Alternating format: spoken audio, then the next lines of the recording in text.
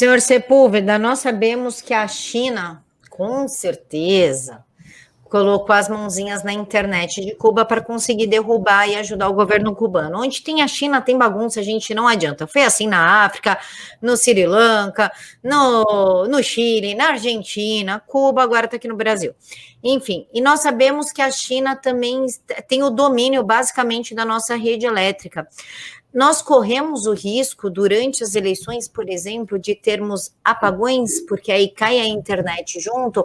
O senhor vislumbra uma situação, não digo a mesma que Cuba, mas próxima que Cuba está vivendo no Brasil?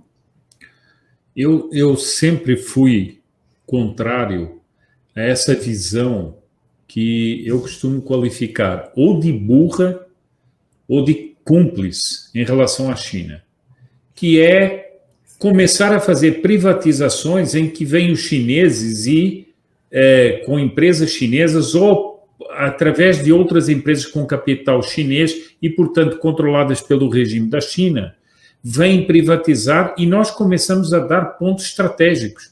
Eu creio que nos Estados Unidos, por exemplo, há um problema muito sério com os portos, não é? Que muitos portos estão na mão de empresas chinesas. E isso, bom, nós estamos, eu disse outro dia, por que é que não se faz um levantamento de tudo que os chineses estão comprando no Brasil? Você falou agora, por exemplo, da questão da eletricidade. Quer dizer que nós vamos deixar uma coisa tão sensível como essa na mão de empresas chinesas?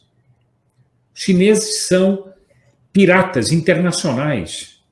O comunismo chinês é famoso por isso. Eles são gangsters internacionais a serviço de uma ideologia.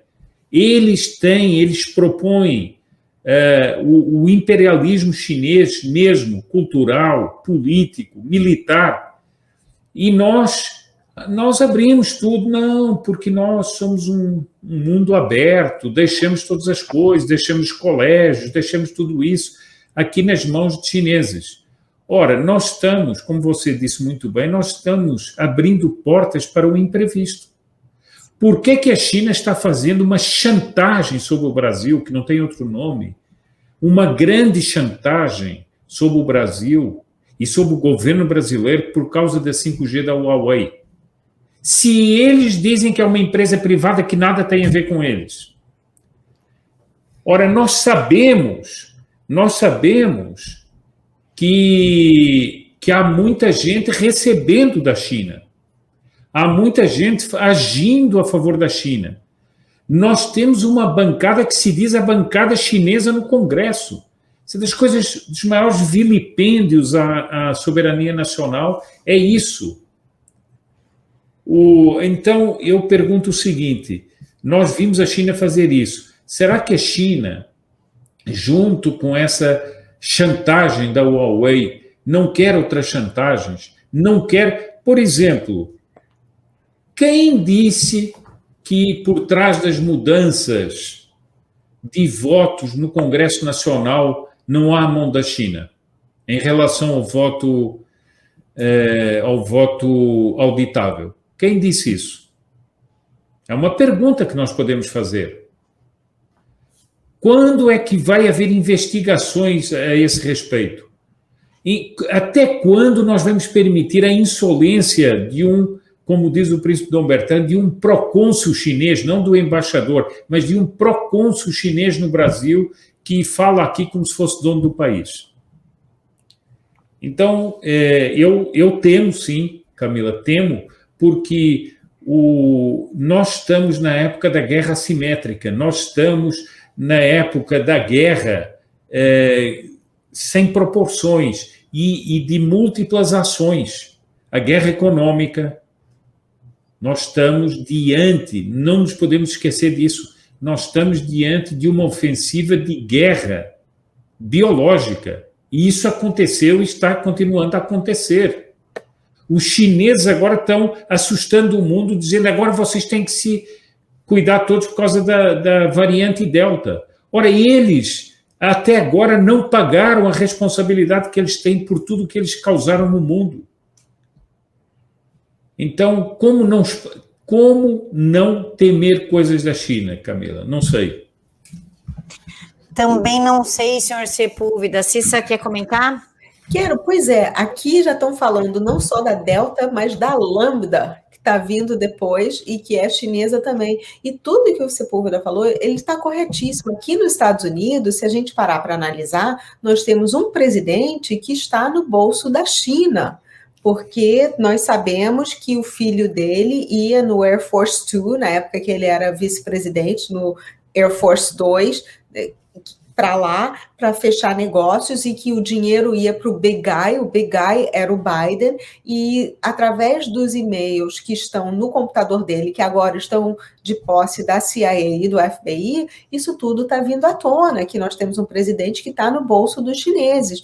E mais, assim, nós sabemos, ontem mesmo eu até falei sobre isso, eu estou com um documento que fala que as máquinas da Dominion, que são venezuelanas, então a gente faz a conexão de Cuba com Venezuela, com essas coisas todas de comunismo, e essas máquinas que foram as que estavam nos condados, que estão sendo auditados hoje, porque houve fraude lá, essas máquinas mandaram informações através da Operação Leonardo para a Itália, da Itália acabou indo para a Alemanha, para a Espanha, para a China, para o Afeganistão, para vários outros lugares, para mudar os votos das pessoas e aí sim voltar para os Estados Unidos para o BD ganhar. Então a gente não pode realmente confiar na infraestrutura chinesa, no que eles estão tentando vender, porque eles põem uma carinha bonitinha, mas não é bem por aí. E esse negócio da Operação Leonardo, que está sendo provado é que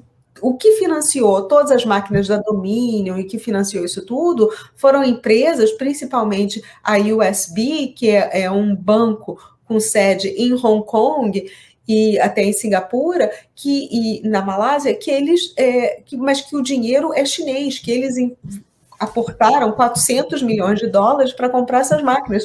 Então, se nós não tivermos um voto auditável e uma contagem concomitante, nós estamos entregando a eleição na mão de pessoas que não são idôneas e que já comprovaram que não são idôneas, que eles não querem perder essa eleição. E se a última eleição daqui dos Estados Unidos serviu para alguma coisa, deveria servir ao menos para abrir os olhos das pessoas que estão aí no Brasil, para que façam pressão para que isso não aconteça aí, que a gente fale, não, nós precisamos ter voto auditável, nós precisamos de auditoria, nós precisamos de uma contagem recíproca dos votos que estão na máquina com os votos que as pessoas estão impressos. Então, isso é muito, muito, muito importante. E em relação à venda das empresas aqui dos Estados Unidos para a China, está tendo um grande problema aqui também de infraestrutura, como Sepúlveda falou, os nossos portos estão nas mãos dos chineses.